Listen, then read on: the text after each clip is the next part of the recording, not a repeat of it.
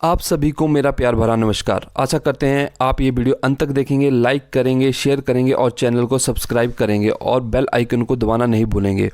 आज हम बात करेंगे 51 शक्तिपीठों में से एक शक्तिपीठ की। बात करेंगे ज्वाला माता की।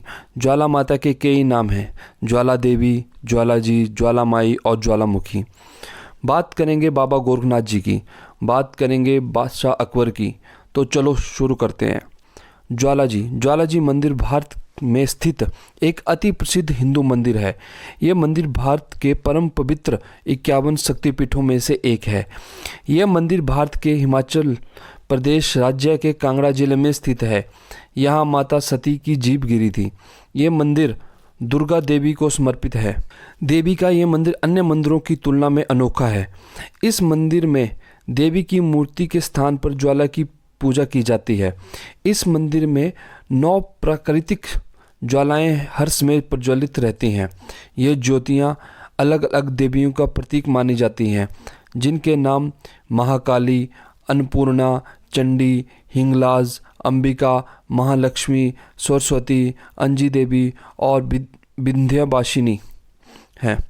ये ज्वालाएं चमत्कारिक मानी जाती हैं। इन ज्योतियों के ऊपर मंदिर बनाए गए हैं जहां इनकी पूजा की जाती है।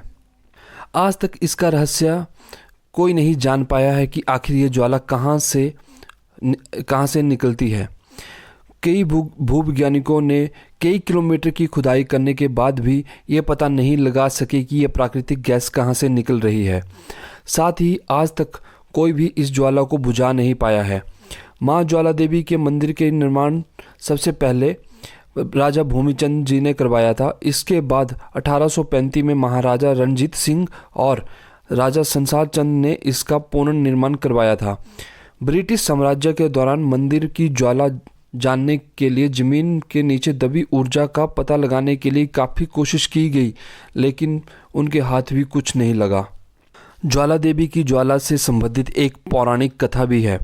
कथा के अनुसार भक्त गोरखनाथ माँ ज्वाला देवी के बहुत बड़े भक्त थे और हमेशा भक्ति में लीन रहते थे।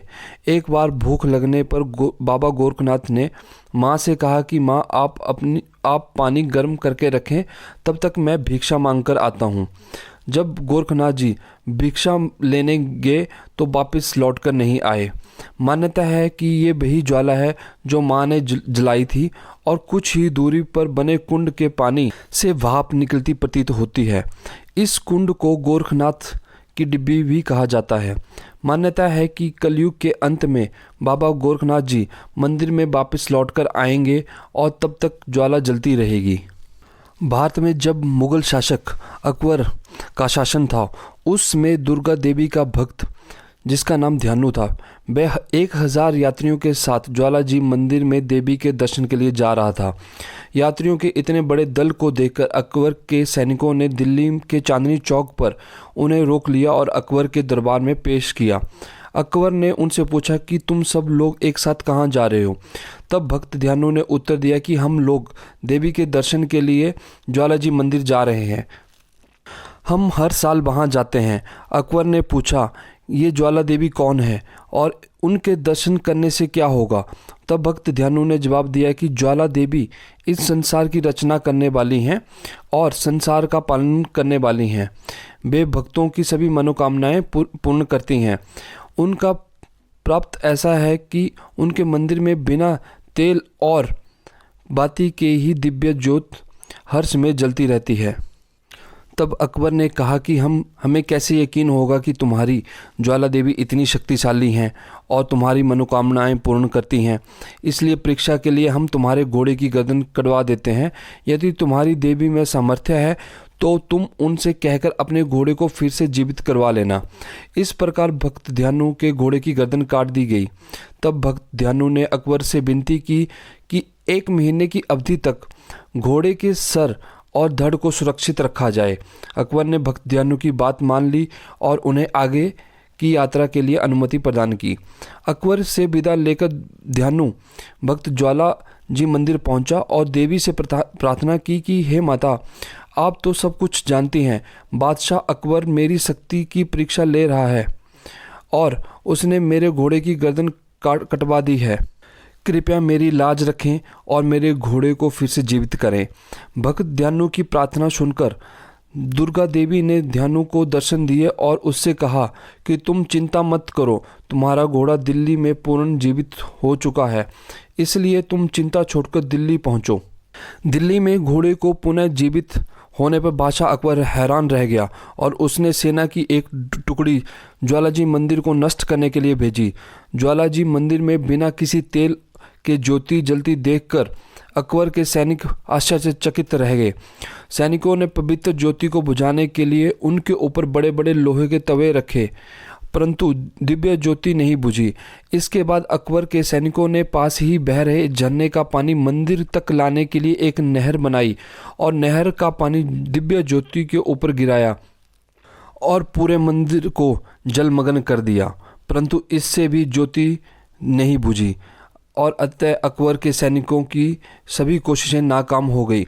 इसके बाद सैनिकों ने अकबर को सूचना दी कि ज्योति को बुझाने की सभी कोशिशें नाकाम रही हैं। ज्वालाजी मंदिर के इस चमत्कार से प्रभावित होकर बादशाह अकबर ने 50 किलो शुद्ध सोने का एक भव्य छत्र बनवाया और उसे लेकर नंगे पांव ज्वालाजी मंदिर पहुंचा। मंदिर में दिव्य ज्योति के दर्शन करके अकबर नतमस्तक हो गया और देवी को 50 किलो स्वर्ण से बना छत्र भेंट किया।